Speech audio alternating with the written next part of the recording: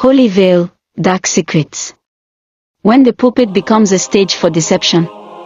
The church was filled with music as the choir sang.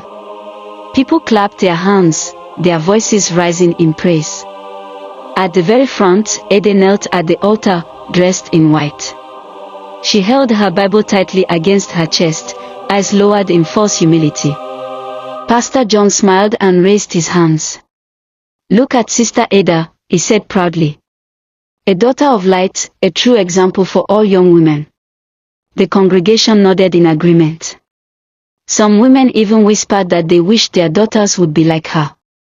Ada lifted her head slightly and smiled, but there was something hidden in her eyes, something no one could see.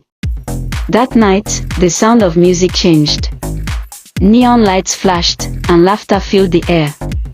Ada walked into the nightclub in a red dress that clung to her body. Her heels clicked against the floor, drawing the attention of every man in the room. She smirked, picked up a cocktail, and sat at the bar. A tall man in a dark suit joined her. He leaned close. "You brought it?" he asked.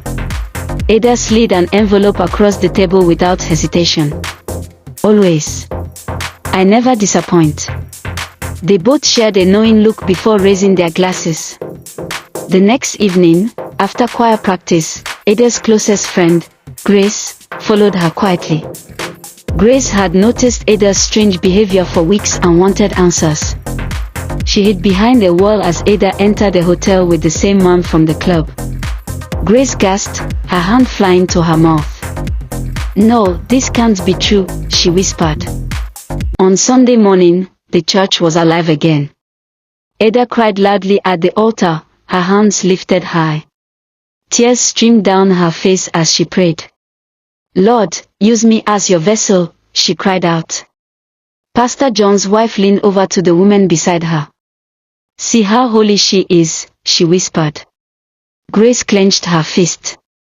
She wanted to shout the truth, but before she could, Ada turned and hugged her tightly. With a sweet smile on her face, Ada whispered in her ear, "If you expose me, you'll regret it." Grace froze, fear gripping her heart. Late that night, Ada crept into the church office. The room was dark, lit only by a single candle. She opened the offering box, pulled out the money, and replaced it with bundles of fake notes. Then she knelt before the pulpit, bowing her head as though in prayer. "Lord," she said mockingly, "multiply these gifts, even if they are fake." Days later, Grace finally confronted her. "Ada, why are you doing this?" she shouted. Ada only smirked. "Because everyone believes what they want to see." She pulled out a set of photographs, tossing them on the table. "If you try to expose me, I'll show this to the church.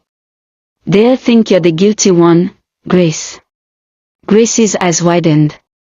You are evil." Ada laughed softly. "No. I'm smart." On Sunday, the church gathered again.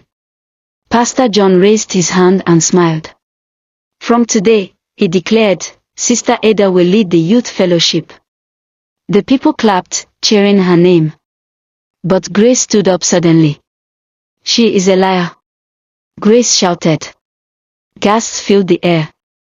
People turned to stare at her. Ada dropped to the floor, fainting dramatically. "She's jealous of me," Ada whispered weakly as women rushed to help her. The congregation turned their angry eyes on Grace. But lies do not live forever. That night at the club, Ada sat with the man in the dark suit. He slammed the envelope on the table, scattering fake money everywhere. "You think you can fool me?" he shouted. Ada's face twisted in panic. She tried to calm him, but she didn't know a hidden camera was recording everything. In the corner, Grace filmed the scene quietly with her phone. The next Sunday, Grace walked into the church with steady steps. The service was in full swing when she lifted her phone and connected it to the projector.